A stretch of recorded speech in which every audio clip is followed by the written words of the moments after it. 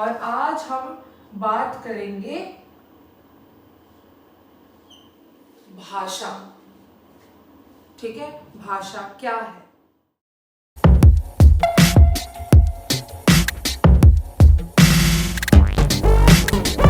नमस्कार दोस्तों, इन हिंदी में आपका स्वागत है। यहाँ हम मिले हैं आज एक बहुत महत्वपूर्ण विषय पर चर्चा करने के लिए। तो व्याकरणिक विषयों पर भी चर्चा करेंगे आगे की कक्षाओं में, लेकिन बहुत जरूरी है कि हम आधार यानी कि पृष्ठभूमि यानी कि नींव पर जरूर बात करें। ठीक है, किसी घर को बनाने से पहले नींव पक्की होनी जरूरी है कि नहीं, उसी तरीके से आज का विषय पढ़ना भी बहुत जरूरी है अगर आप आगे व्याकरण के विषयों पर चर्चा करना चाहते हैं या पढ़ना चाहते हैं। ठीक है, तो समय को ध्यान में रखते हुए चलिए जल्दी से शुरू करते हैं आज का विषय। और आज हम बात करेंगे भाषा। ठीक है, भाषा क्या है। क्या लगता है आपको भाषा क्या है, किसे कहेंगे भाषा। बहुत ही आसान है, यानी कि जो आप अपने भावों को प्रकट करने के लिए जो भी आप बोलते हो, अगर सामने वाला समझ गया, वही भाषा है। मैं जो बोल रही हूँ आप समझ पा रहे हो, यानी कि यही भाषा है। ठीक है, भाषा में बहुत ज्यादा कुछ भी नहीं है, बहुत आसान है समझना कि वाद विवाद करने के लिए जिन शब्दों का हम प्रयोग करते हैं, जिन वाक्यों का हम प्रयोग करते हैं, उसे ही भाषा कहते हैं। ठीक है, अब बात आती है कि ये भाषा शब्द की उत्पत्ति, यानी कि भाषा शब्द आया कहां से। तो चलिए देखते हैं। भाषा शब्द जो है वो आया है भाष धातु से। ठीक है, भाष धातु। भाष का मतलब यहां पर क्या है, भाष मतलब बोलना। जब एक बच्चे का जन्म होता है, आपको क्या लगता है कि उस बच्चे ने भाषा सबसे पहले किस रूप में सीखी होगी, पढ़कर, बोलकर, सुनकर या लिखकर। क्या लगता है, बिल्कुल बोलकर नहीं, सुनकर। ठीक है, तो यहाँ पर भाषा शब्द का जो मूल है, मूल अर्थ है, वो है बोलना। आगे चलेंगे भाषा के रूपों पर बात करेंगे कि आखिर भाषा के वो कितने रूप हैं जिसके आधार पर हम अपने समाज में, अपने परिवार में भाषा का प्रयोग करते हैं। ठीक है, ये तो हो गई बात भाषा की उत्पत्ति। अब इसके रूप के बारे में जानते हैं। रूप, कौन कौन से रूप होंगे इसके, क्या लगता है आपको। आप अपने सोसाइटी में, अपने समाज में, परिवार में, स्कूल में भाषा के वो कौन से रूप हैं या कौन सा जरिया है जिसकी सहायता से आप भाषा का प्रयोग अपने साथियों के साथ, अपने परिवार में करते हो। तो सबसे पहला जो रूप है वो है मौखिक। मौखिक यानी कि इसका मूल शब्द क्या है, अगर आप देखोगे मौखिक में छिपा हुआ है मुख। मुख यानी कि मुख से, तो मुख से निकलने वाली ध्वनि ही मौखिक कहलाती है। ठीक है, इसके बाद दूसरा रूप है लिखित। लिखित में मूल शब्द क्या है, लिख, लिखना, है ना। तो लिखना भाषा का एक दूसरा रूप है जिसके जरिए हम भाषा का प्रयोग करते हैं। ठीक है, बहुत ज्यादा कठिन ये है नहीं, बहुत आसान है। भाषा, भाष धातु से उसकी उत्पत्ति जिसका अर्थ है बोलना, इसके रूप है मौखिक और लिखित। ठीक है, आगे चलते हैं, आगे समझेंगे कि मौखिक के अंतर्गत कौन सी दो चीजें आती है जो महत्वपूर्ण है, और लिखित के अंतर्गत वो कौन से दो बिंदुएं हैं जो ज्यादा महत्वपूर्ण है। हैं भाषा के रूप में हमने जाना मौखिक और लिखित। इसके बाद मौखिक और लिखित के अंतर्गत वो दो बिंदुएं या दोनों के अंतर्गत जो बिंदुएं हैं वो कौन से हैं जिसके आधार पर ही, जिनकी सहायता से ही हम भाषा सीख पाते हैं।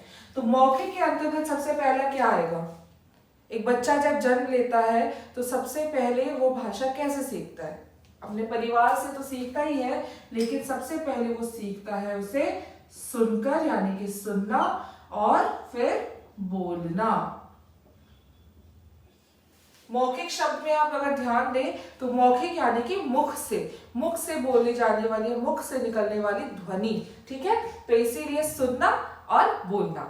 इसके बाद चलते हैं लिखित में। लिखित के अंतर्गत अगर आप देखेंगे मूल क्या है इसमें, लिखना। तो सबसे पहले हम लिखना लिख लेते हैं यहाँ पर, यानी कि अगर आपने कोई किताब पढ़ी, कोई किताब लिखी गई है तो आप उसे कैसे समझोगे, पढ़कर। तो पहला लिखना और उसके बाद पढ़ना। इन्हीं 4 मुख्य बिंदुओं के आधार पर ही हम भाषा सीखते हैं, भाषा का प्रयोग करते हैं, ठीक है। तो इन 4 को क्या कहा जाता है, इन चारों को कहा जाएगा भाषा के कौशल, यानी कि इन चारों कौशलों के आधार पर ही हम भाषा सीखते हैं। इसके बाद बात आती है, ये तो 2 हो गए रूप। कई बार प्रश्न आता है कि सांकेतिक भाषा भी तो है, उसे क्यों नहीं भाषा के रूप के अंतर्गत लिखा गया। तो मैं यहाँ पर आपका ये जो डाउट है वो क्लियर करना चाहूंगी कि सांकेतिक भाषा जरूर आप इसे एक टर्म है, इसे यूज जरूर कर सकते हो, इसका प्रयोग जरूर कर सकते हो, लेकिन सांकेतिक भाषा यानी कि इशारों, संकेतों द्वारा अपनी बात एक दूसरे तक पहुंचाना, है ना। लेकिन क्या आप इशारों में अपनी पूरी बात आप बता सकते हो, नहीं ना। तो इशारों में हम कुछ हद तक अपनी बात जरूर एक दूसरे तक पहुंचा सकते हैं, लेकिन अगर पूर्ण रूप से देखा जाए तो सिर्फ यही 4 यानी कि मौखिक और लिखित, यही 2 मुख्य रूप है जिसके आधार पर हम अपनी बात एक दूसरे तक पहुंचाते हैं। तो सांकेतिक भाषा को भाषा के रूप के अंतर्गत ना लिखें, ठीक है। आगे चलते हैं। कई बार ये भी प्रश्न आता है कि क्या जानवरों की जो आवाजें हैं, जानवरों की ध्वनियां हैं, उन्हें हम भाषा नहीं कह सकते। कैसे पता चलेगा कि किसे भाषा कहें, किसे ना कहें। तो यहाँ पर ध्यान देने वाली बात यह है कि चाहे चिड़ियों का चहचहाना हो, चाहे कुत्तों का भौंकना हो, चाहे किसी भी प्रकार की ध्वनि हो, ठीक है, हम उन्हें भाषा नहीं कह सकते। क्यों? क्योंकि वो भाषा जो जानवरों की भाषा है या किसी भी प्रकार की आवाज है, उनमें सार्थक अर्थ यानी कि सार्थक शब्दों का प्रयोग नहीं होता है। सार्थक